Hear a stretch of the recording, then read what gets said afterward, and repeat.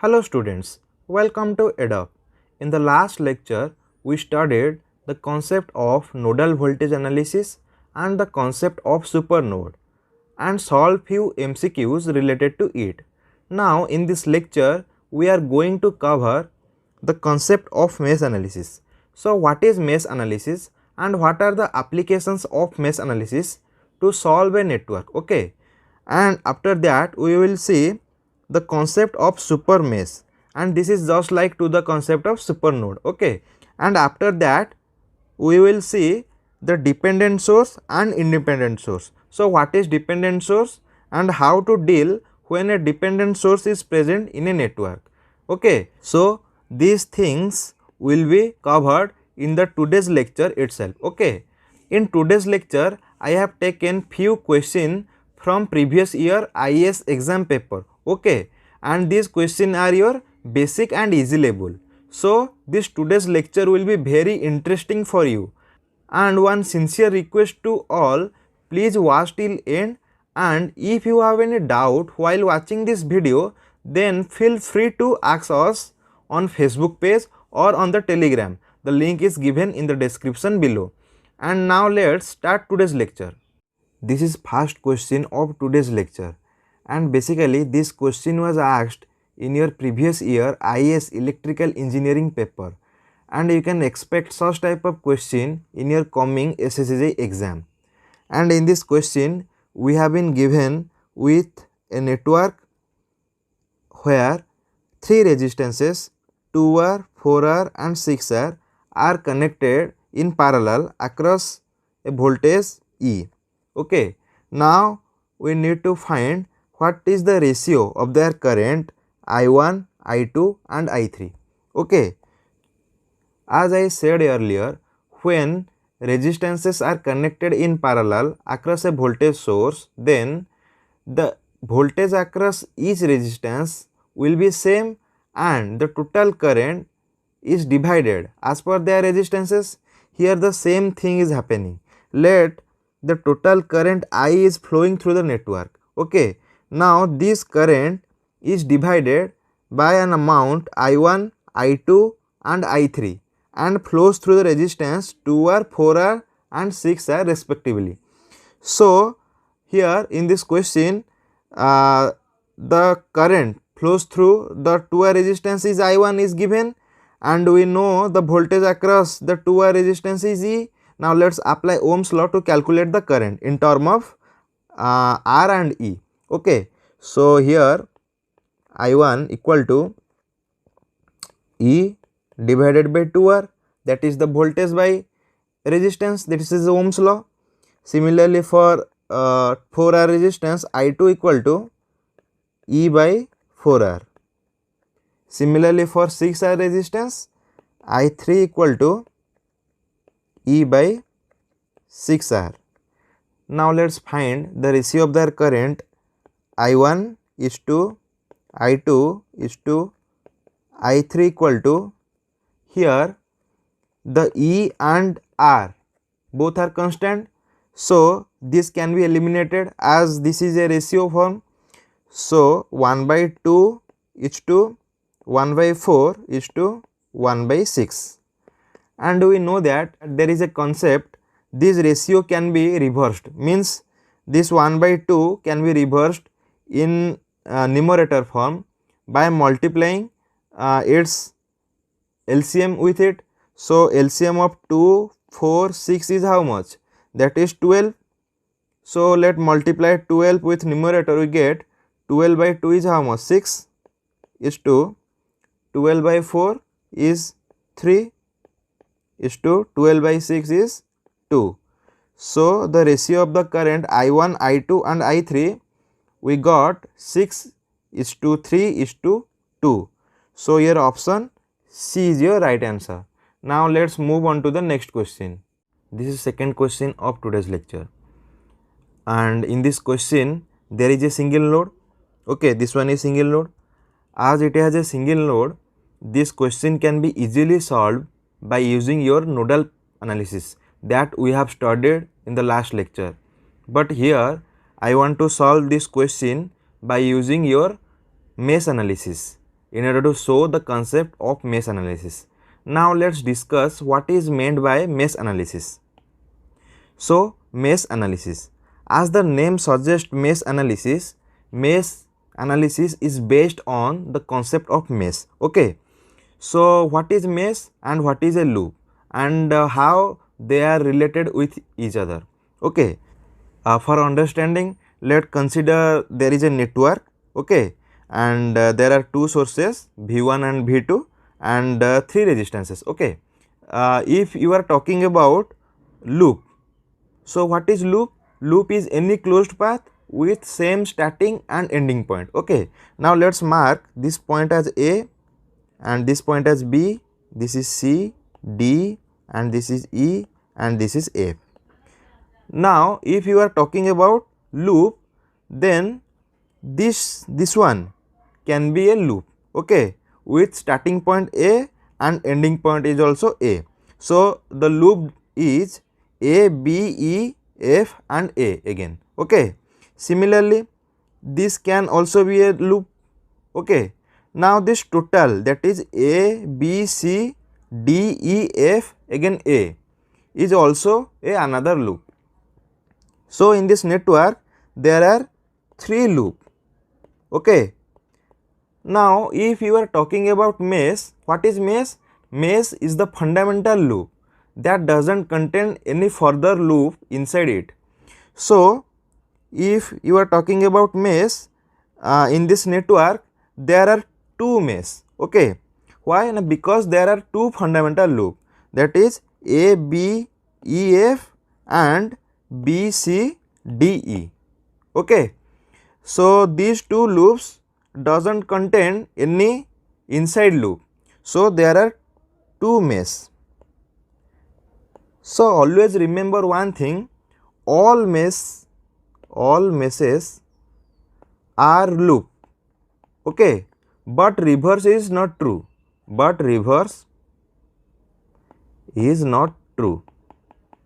Okay, remember this one. Now let's know what are the steps while dealing with a network using your mesh analysis. These are the following steps you need to follow. First step is identify all the meshes, means we need to find the total number of mesh present in a network. Okay, here two mesh that I told earlier, it has two mesh. Okay, this one and this one. And then second step, assume mesh current in each mesh, means we have to give some notation like I1, I2, I3 like that to all the mesh current. Okay, so this red mark is your mesh current direction. Okay, and let's consider this is I1 and let's consider this is I2. Okay, now in third step, apply KVL and Ohm's law to form equation. Okay, now in this loop we have to apply KVL, okay, Kirchhoff's voltage law and Ohm's law, okay, in order to form the equation. And similarly we can apply same concept to this loop. Okay, so there are two unknown, that is I1 and I2, and there are two equations. So by solving these two equation, we can get I1 and I2 value. From I1, I2 value we can calculate all the things, means the current flows through R1, the current flows through R2 and also current flows through R3, and all the node voltages like this one, this voltage. So everything can be calculated by using these two mesh current. Okay, so this is all about your mesh analysis. Now let's solve this question. In this question there is a network is given with two voltage sources, 10 volt and 2 volt. Okay, and three resistances, 2 kilo ohm and 2 kilo ohm and 1 kilo ohm. Okay, now we need to find what is the voltage across the 1 kilo ohm resistance, that is here. Okay, now let's apply the mesh analysis. Here there are two loop. Okay, this one is one loop and this one is another loop. Okay, let I1 current is flowing through this loop and I2 amount of current is flowing in this loop. Okay. Now the polarity of this 2 kilo ohm resistance is, this is plus and this is minus, this is by default. Similarly, here for this resistance, this is plus and this is minus. And always remember one thing, when you are dealing with a loop, this loop current get more priority over other loop current. Okay, means suppose you are talking about this loop, then the current flows through this 1 kilo ohm resistance is I1 minus I2. Okay, why? Now because here the loop 1 get more priority over this loop 2. So in this case, the current flowing through this is I1 minus I2 and the polarity is like that, this is plus and this is minus. Okay. Similarly, when you are talking about this loop, the current flows through 1 kilo ohm resistance is like this, from positive to negative, and this is I2 minus I1. Okay. Now let's apply KVL to the loop 1, that is loop 1. We get, this is 10 volt, okay, minus 2 into 10 to the power 3 into I1, okay, minus this is I1 minus I2 into 1 into 10 to the power 3 equal to 0. Okay, implies that 10 minus, so here is minus 2 I1 and here is also minus I1. So this is 3 into 10 to the power 3 into I1. Okay, this is minus minus plus and this is I2 into 10 to the power 3 equal to 0. Make this as an equation 1. Now similarly apply KVL to this loop. Okay, loop 2. Now write the KVL equation. This is minus I2 minus I1 into 10 to the power 3 into 1 kilo ohm, okay, minus 2 into 10 to the power 3 into I2, okay, then plus 2 equal to 0, which is equal to, here this is I2 and here this is also I2. So this is minus 3 into 10 to the power 3 I2. Now this is minus minus, this is plus 10 to the power 3 into I1 plus 2 equal to 0. And now let's make this as equation 2. Okay. Now we have two equation and two unknown, that is your I1 and I2. Now let's solve these two equation to get I1 and I2. Now let's solve. This is 10 3 into 10 to the power 3 I1 plus I2 into 10 to the power 3 equal to 0. Now multiply 3 to the equation 2, we get, this is minus 9 into 10 to the power 3 into I2 plus this is 3 into 10 to the power 3 into I1 plus 6 equal to 0. Now add these two equations. Here this is 10 and here this is 6. These are two constant, so adding it equal to 16. Now this and this term will get cancelled out. Now this is minus 9 and this is plus 1. So this is minus 8 into 10 to the power 3 into I2 equal to 0. Okay. Now I2 equal to 16 by 8 is your 2 into 10 to the power minus 3. Okay. This is 2 milliampere. Now put this I2 value in the equation 1. We can write 10 minus 3 into 10 to the power 3 into I1, okay, plus I2 value is 2 milliampere. So put here, this is plus 2 equal to 0, implies that I1 equal to 12 by 3 into 10 to the power minus 3, which is equal to 12 by 3 equal to 4 milliampere. Okay. Now the current flows through this 1 kilo ohm resistance is your I1 minus I2. Why? Now because the magnitude of I1 is more than the magnitude of I2. So this is I1 minus I2. Now the voltage across this 1 kilo ohm resistance is equal to the current, that is your I1 minus I2, into its resistance, that is 1 kilo ohm. Okay, this is 4 minus 2 equal to 2 milliampere and 1 kilo ohm. So here kilo and milli will get cancelled out. This is 2 volt. So the voltage across this 1 kilo ohm resistance is 2 volt. So here option A is your right answer. Now let's move on to the next question. This question we have been given with a network where there are 3 sources and 60 volt voltage source and 36 volt voltage source, and there is a current source, that is your 12 ampere, and we need to find what is the current I1 and I2 value. So this loop current we have to find. Now when you are trying to apply KVL to this loop and this loop to form equation, you can't apply. Why? Na, because the voltage across this 12 ampere source is not known, so we cannot write the KVL to this loop. So in that case what we will do is, there is a concept called super mesh, similarly to your concept super node. Means this total loop or this total mesh can be considered as a super mesh. Okay,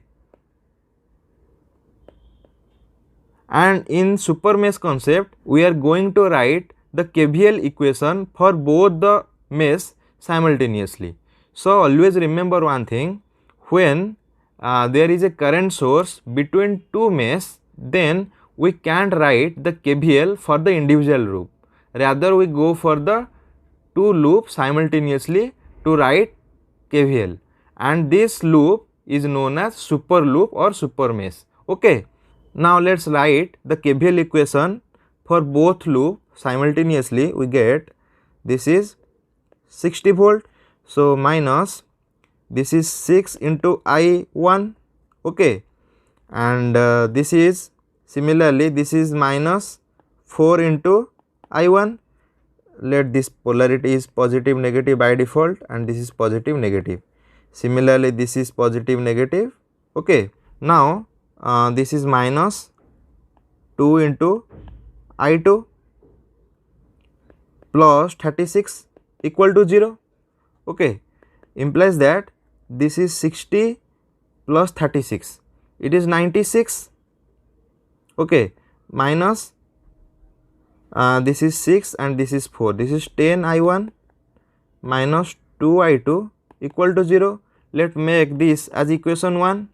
Now here in this branch the loop current is I1, that is downward, okay, I1, and for this loop the current is I2, this is upward. So now the total current flowing through this branch is I1 minus I2, okay, that is your 12 ampere. It is given in the question itself. So make this as equation 2. Now here I1 equal to 10 plus I2. Now put this I1 value in your equation 1, we get, implies that this is 96 minus this is 120, okay, 120 minus this is 10 I1, sorry I2, okay, minus 2 I2 equal to 0. Okay, so this is 96 minus 120 is how much? This is minus 24, okay, and this is minus 12. I2 equal to 0, implies that I2 equal to minus, okay, minus 24 by 12, that is 2 ampere. So it is minus 2 ampere. Now put this I2 value into the equation I1, we get I1 equal to, that is 10 ampere. Okay, so here I1 is 10 ampere and I2 is minus 2 ampere. So looking to the option, your D option is the right answer. Now let's move on to the next question. In this question there is a network where there are two sources. One is 250 volt independent voltage source and other one is 5I1, that is dependent current source. This is your current controlled current source. So we need to find here the current I1 that flows through this 2.5 ohm resistance. Now before going to solve this question, I would like to tell the concept of the dependent and independent sources. Now let's discuss what is dependent and independent sources. Now see, what is sources? Sources is nothing but any element which can inject either voltage or current to the existing network. Okay, sources can be classified into two categories. That is, your first one is independent sources and second one is dependent sources. Again, independent sources can be classified into two categories. First one is ideal and second one is practical. Similarly, the dependent source can be further classified into four categories. That is your voltage controlled voltage source, current controlled voltage source, voltage controlled current source, and last one is current controlled current source. Okay. So here, as the name suggests, independent source means it has its own supply, means it can energize the circuit or the network by itself. Okay. Similarly, now what is dependent source? As the name suggests, dependence means it has no supply of its own. Okay, and it is basically energized by means of independent source. Okay, so the dependent source voltage or current depends on the other branch voltage or current in which network it is connected. Okay, so basically the independent sources are represented or denoted by your circle. Okay, so this is, let's say this is voltage source, positive and negative, and this is your current source, and dependent source are basically denoted by diamond shape. Okay, see here, the first one and second one is your voltage source, dependent voltage source. How we can tell you this is a dependent source? So see, there is a polarity plus and minus, here also plus and minus. Okay, so from that we can tell this is a voltage source. Similarly, here there is a direction of current, so it is a current source. Okay, and here the magnitude depend on the voltage, so it is a voltage control. Okay, so from this notation you can tell which type of dependent source it is, means either it is voltage control voltage source or any other. Okay, so in voltage control voltage source you can take as op-amp as an example. Okay, that is your operational amplifier, this is op-amp. Similarly, in voltage control current source you can take as MOSFET, that is metal oxide semiconductor field effect transistor as an example. And in case of current control current source we can consider that is your BJT. Okay, no need to study these things in detail, just remember this example. Okay, there is another important concept related to your independent source, that is the voltage source. Let this is a voltage source with its internal resistance. Okay, this is your internal resistance of source and this is voltage source. Now this is the practical representation of a voltage source. Now if this Rs equal to 0, then this voltage source can be drawn like this. Okay, this is 0 means this is shorted. So this is your ideal representation, ideal one. So in exam you may be asked that in case of ideal voltage source, what is its internal resistance? So your answer should be 0. Okay. Similarly, the current source, let this is a current source and with a parallel internal resistance, this is Rs. Okay, so this is current.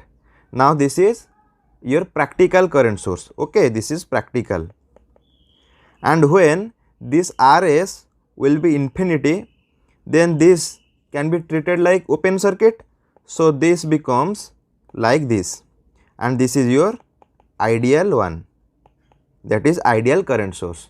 So remember two things, in case of ideal voltage source the internal resistance is your 0 and in case of ideal current source, your internal resistance is Rs equal to infinity. So remember these two things. Okay. So this is all about sources. Now let's switch to the question. Now in this question, let's apply nodal analysis to calculate the current. Okay. So let consider this to be your reference node and this node let Vx. Okay. Now let's apply KCL to this node Vx. Okay. So this is minus I1. Why minus I1? Because the current is towards this node. So this is minus I1 plus Vx divided by 10, that is the current flowing through this branch, let's say, and this is minus 5 I1, okay, equal to 0, implies that this is Vx by 10 minus this is 6 I1 equal to 0. Make this as equation 1. Now apply KVL to this loop, okay, from this ground to Vx. Okay, now let's apply. This is 250, okay, this is minus, this is plus and this is minus by default. So minus 2.5 I1 minus Vx equal to 0. Okay. So from this equation 1, Vx equal to your 60 I1. Now put this value 2.5 I1 minus 60 I1 equal to 0. So 250 minus this is 62.5 I1 equal to 0. Now I1 equal to 250 divided by 62.5 equal to your 4 ampere. So the current flows through this 2.5 ohm is I1 equal to 4 ampere. So your option A is your right answer. By this, let's wind up today's lecture. Thanks for watching everybody. See you in my next video. Till then, keep watching and keep learning. And one more thing, please subscribe to our channel and like the video. And if you have any doubt, then put your doubt in the comment section. Thank you.